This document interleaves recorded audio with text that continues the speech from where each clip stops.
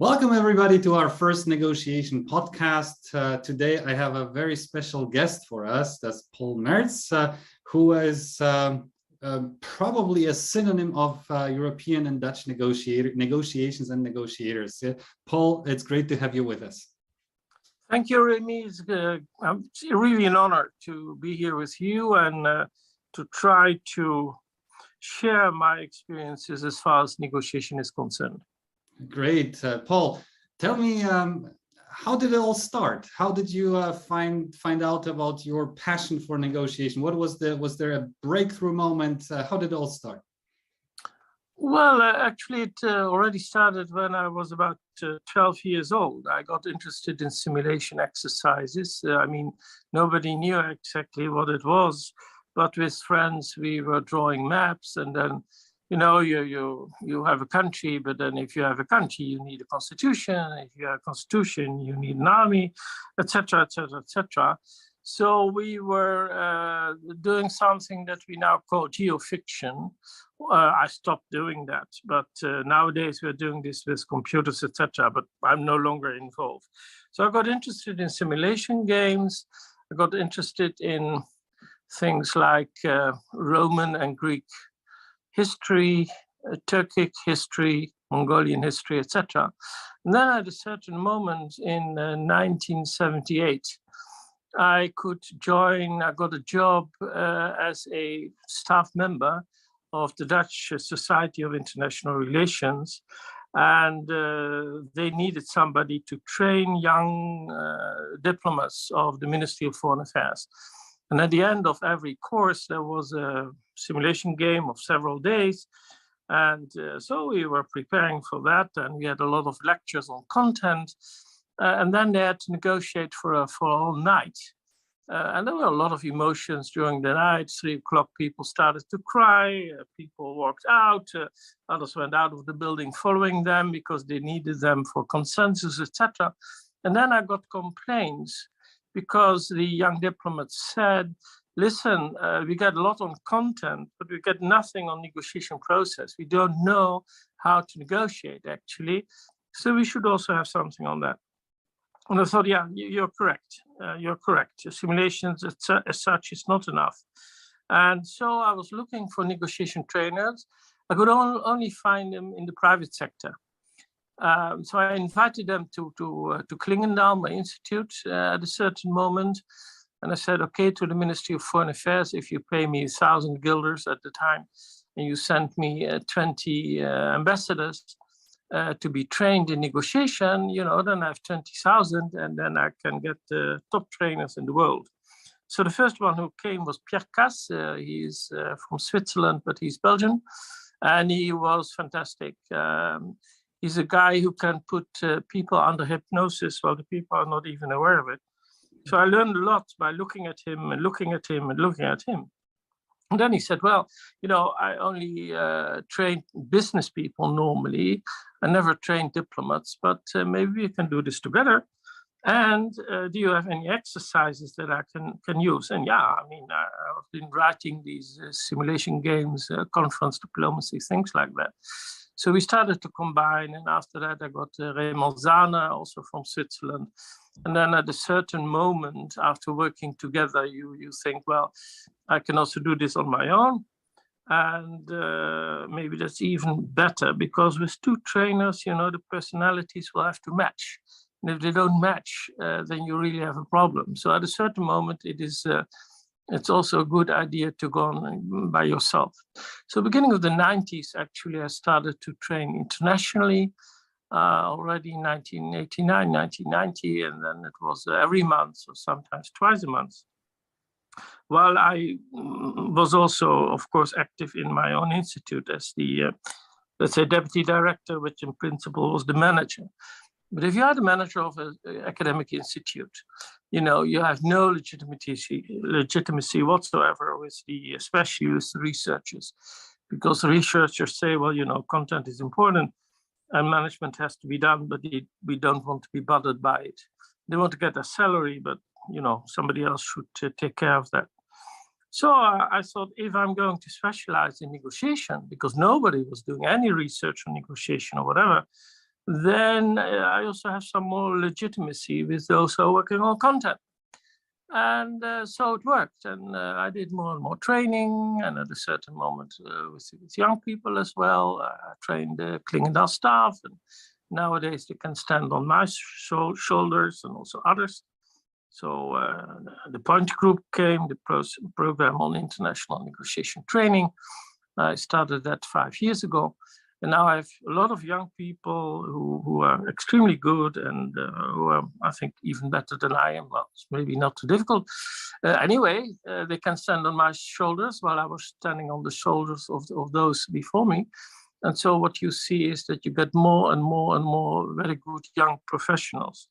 In the meantime, in the end of the 90s, I was invited to be a member of PIN, that's the Processes of International Negotiation Program.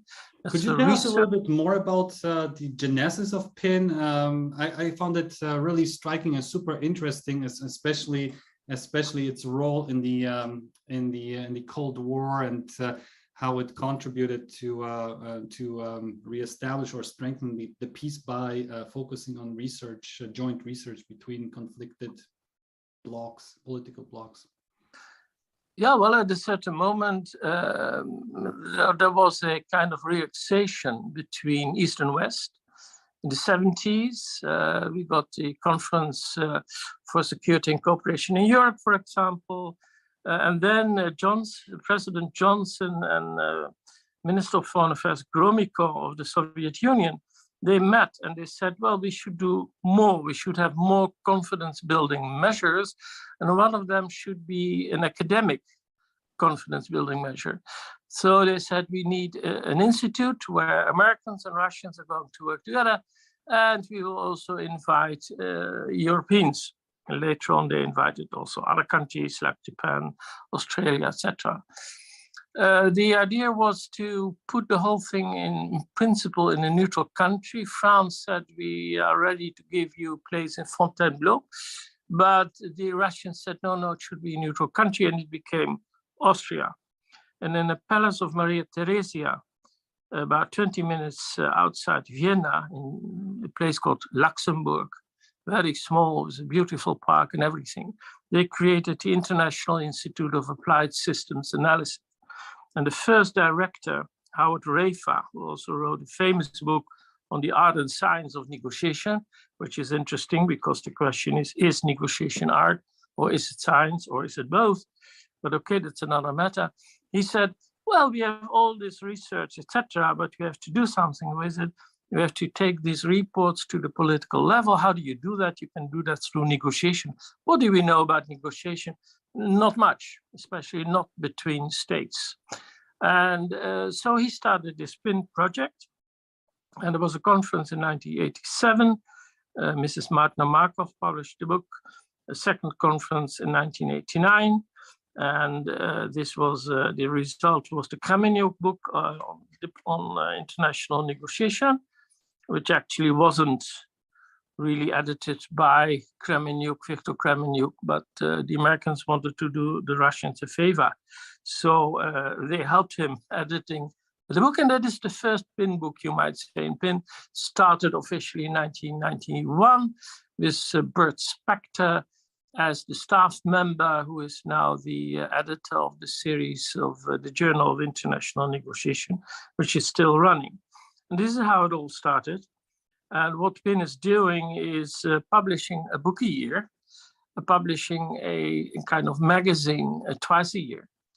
And at the beginning, it was all on paper. The books are still on paper, but the magazine, in the meantime, is on the website of the German Institute of Global and Area Studies. Because after IASA, after the institute in Luxembourg, we said, okay, we're going to another place. So for 7 years, we were at my institute, Clingendael.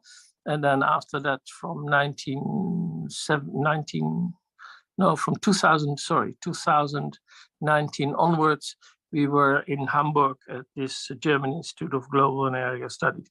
And we are going to leave it. We're going maybe to another place, probably. It might be Uppsala, we'll see. But these are researchers. The most famous one, William Zartman, who is our guru, you might say.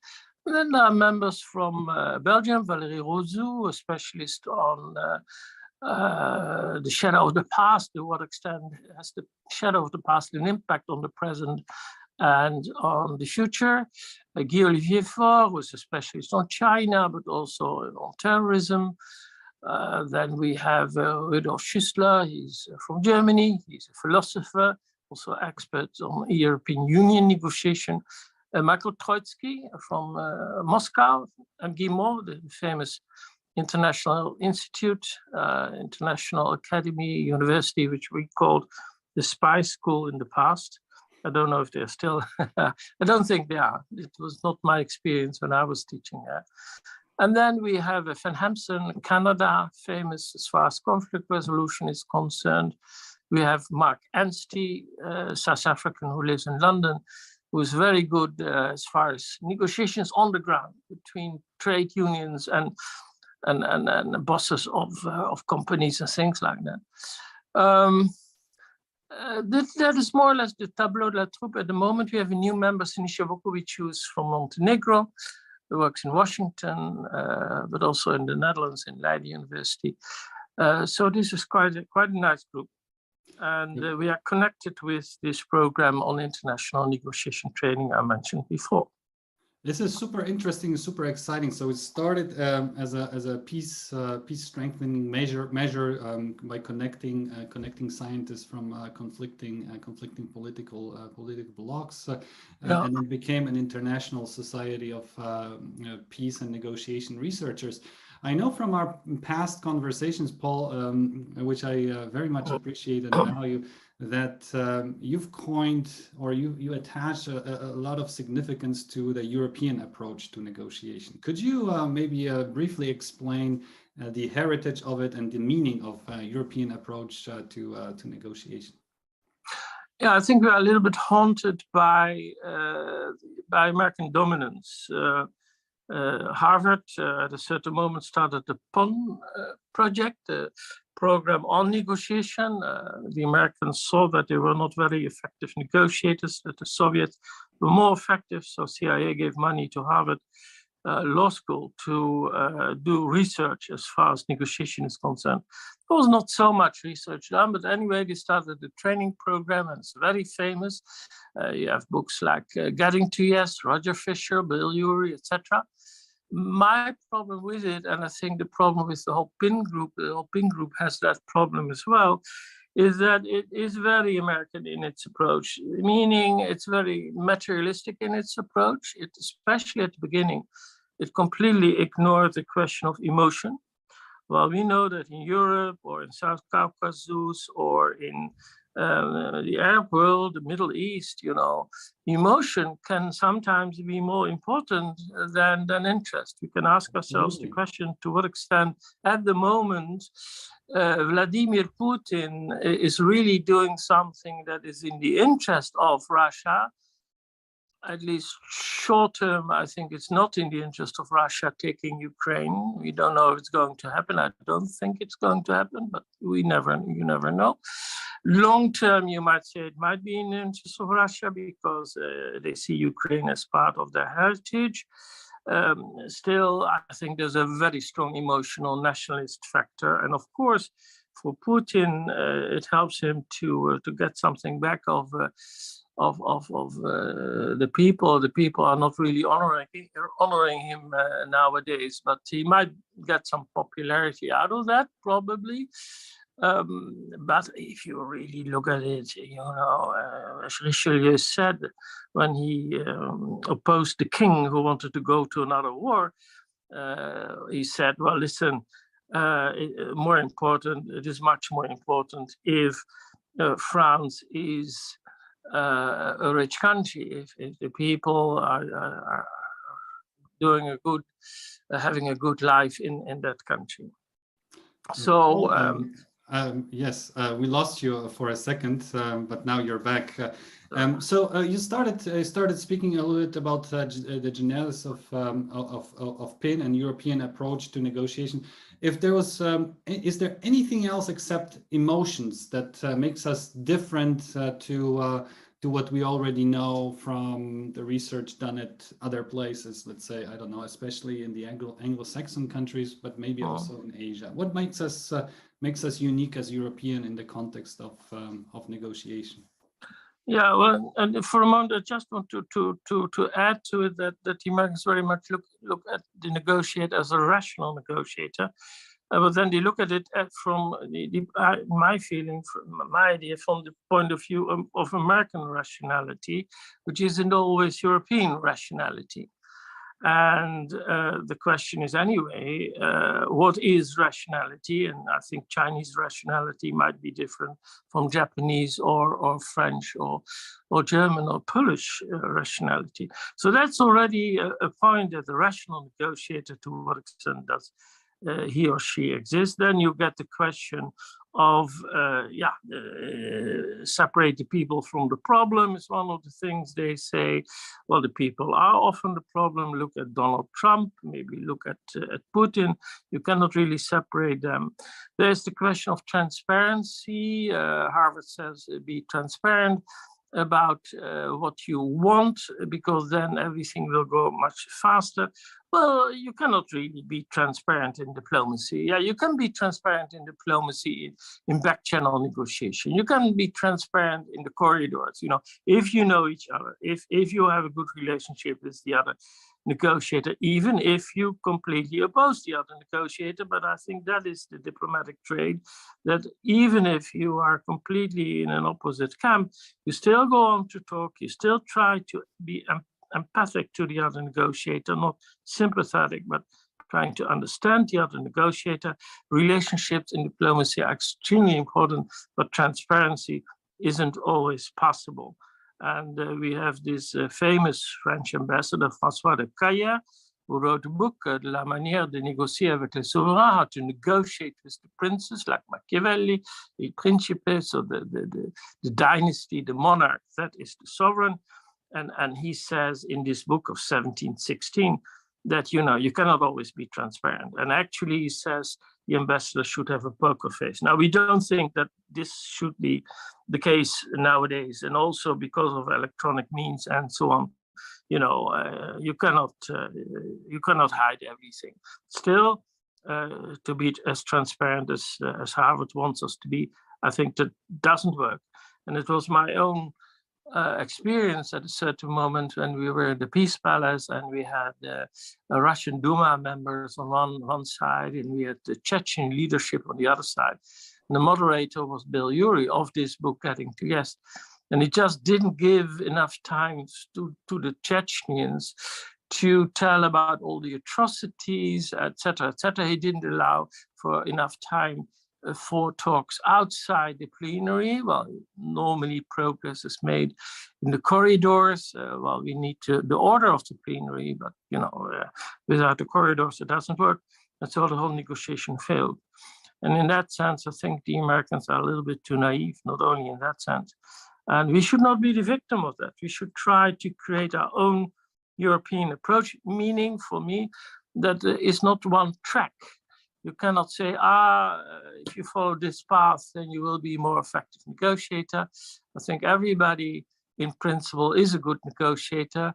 Everybody has to ask herself or himself, can I do better?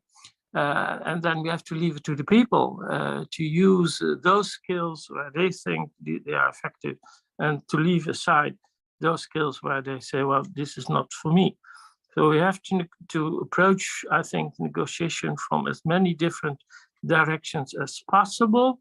And we should not forget that it is not only about the negotiation process and the actors in the process, but it's very much about the context of that process. And at the moment, Ukraine is everything about context, everything about context.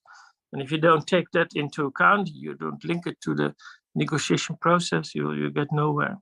And again, sorry to link it with an American view, but as Biden is saying that the Americans expect a Russian invasion tomorrow, the Europeans say, well, why do you say that? That's a self-fulfilling prophecy. Don't do that. Keep your mouth shut, right? So in that sense, I think that we Europeans have a role to play, and we should not just mimic what the Americans tell us to do. That's super interesting. You've mentioned, Paul, you've mentioned a couple of historical examples, and I would like us to focus for a few minutes on history. I know you're fascinated by history, and we've had a lot of deep conversations about it in the past. I would be interested if, when you think about great negotiators, let's start with history, then we maybe move over to more contemporary examples. When you think about historical, I don't want to say role models, but at least examples of people who were extraordinary in terms of whatever you consider important in terms of effectiveness of negotiators, who would that be? Who would you put on your list, Paul? Well, we could start with Cardinal Richelieu, who said that there has to be permanent negotiation.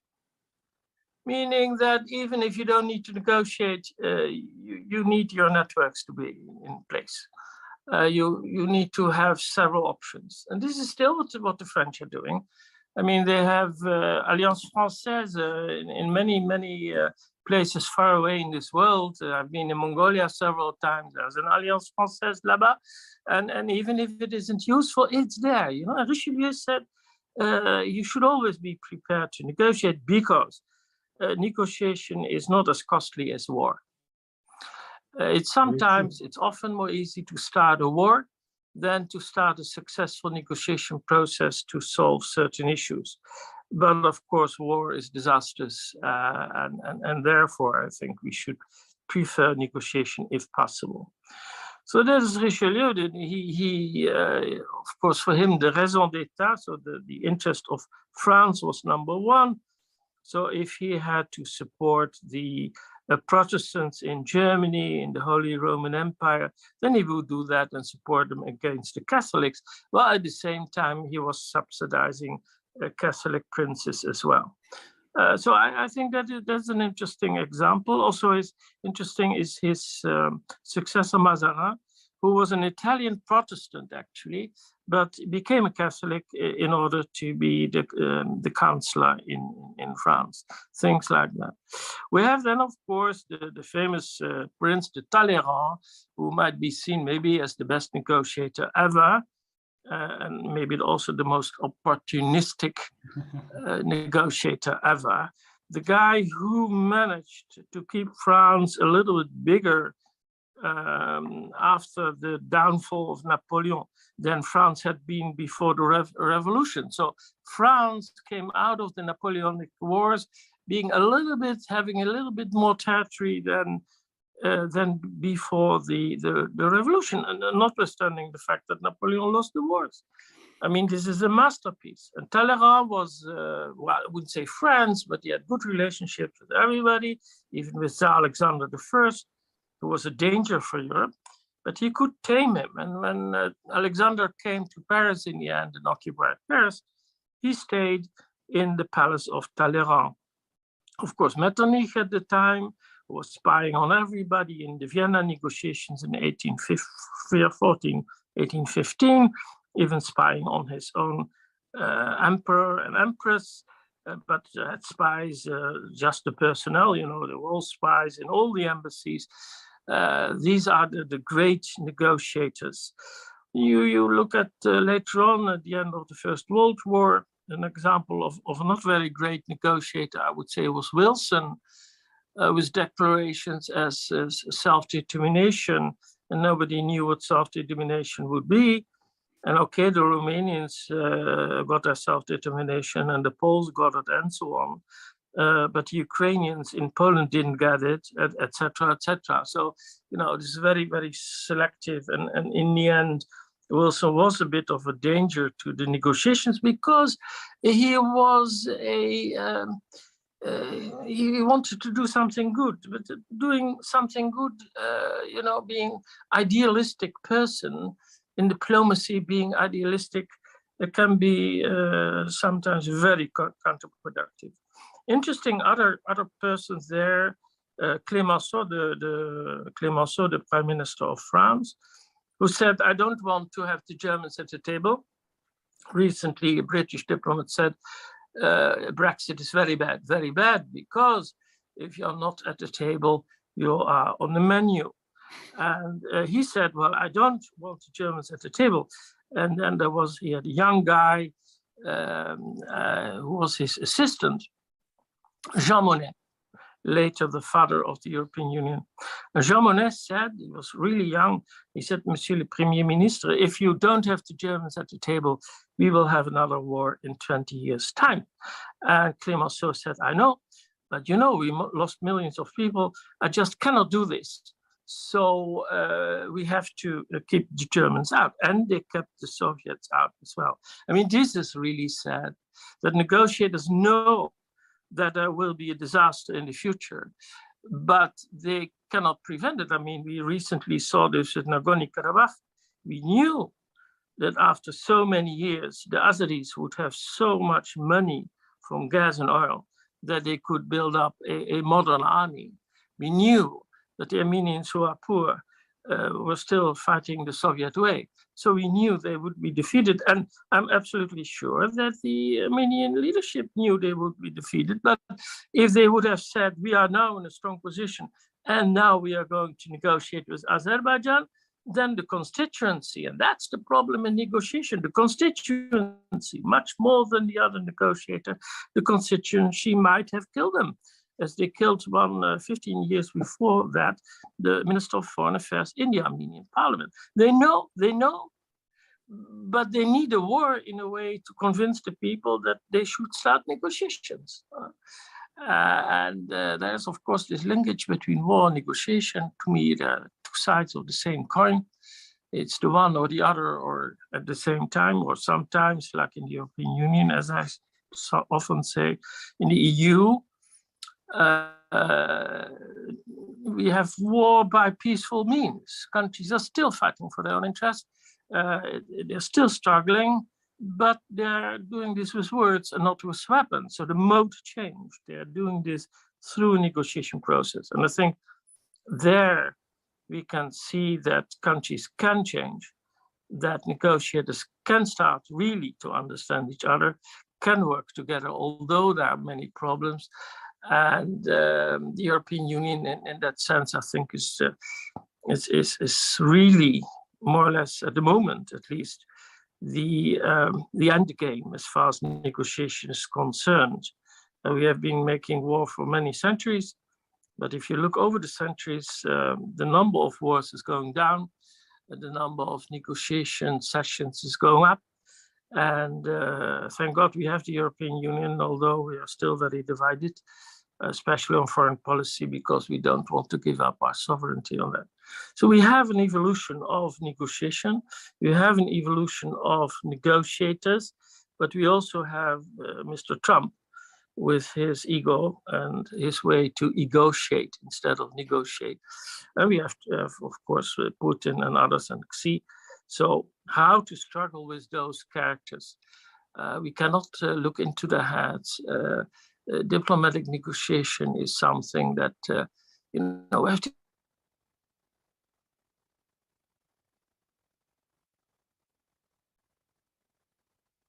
our the content, the interest we have. And as the Brits say, what is a good negotiator? Firm, but flexible. That is firm on the hardware of negotiation, interest, power, and flexible on the software of negotiation, relationship, and process. That's a great summary of what great negotiators are. Paul, super interesting. Paul, I have another question, which is sort of less historical and more forward-oriented.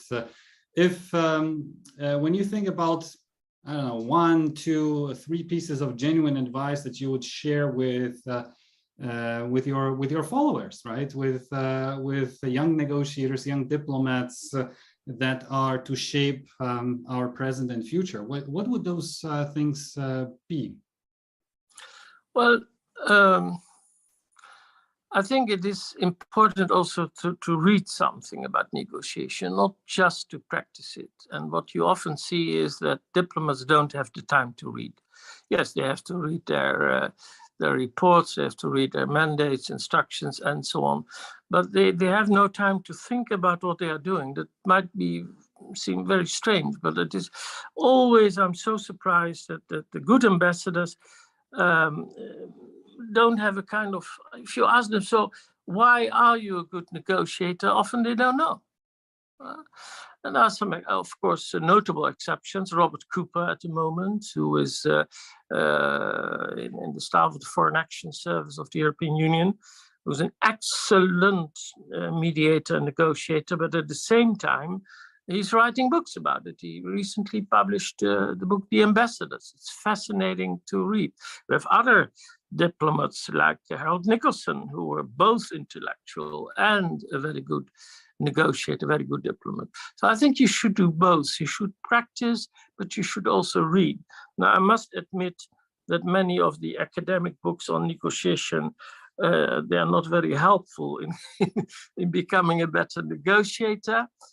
There is a certain distance between the academics studying negotiation and often having no experience at all in, for example, diplomatic negotiation, and then the diplomats who are practicing negotiation but have no idea about the wider context. To bring these groups together is one of the things we try to do in Europe. But I'm afraid that it will never really wither away if you have different people from different walks of life. Then it is very difficult to bridge the gap. My advice to young diplomats, young negotiators, is to look around, learn from others, read a book now and then decide for yourself what is close to my nature, what is close to my style, where do I think that I feel comfortable with this style. Don't try to teach yourself a style you're not comfortable with, because otherwise others will find out that this is not really you. Be yourself. Thank you so much, Paul. It's been a great pleasure having you on our today's podcast. Thank you so much for your advice, ladies and gentlemen, and thank you for sticking around with us in our first podcast on negotiation. It's been a great pleasure hosting the father of negotiation training in diplomacy, especially in Europe, Paul Meerts. Thank you so much, Paul, for being with us. Pleasure. Thank you.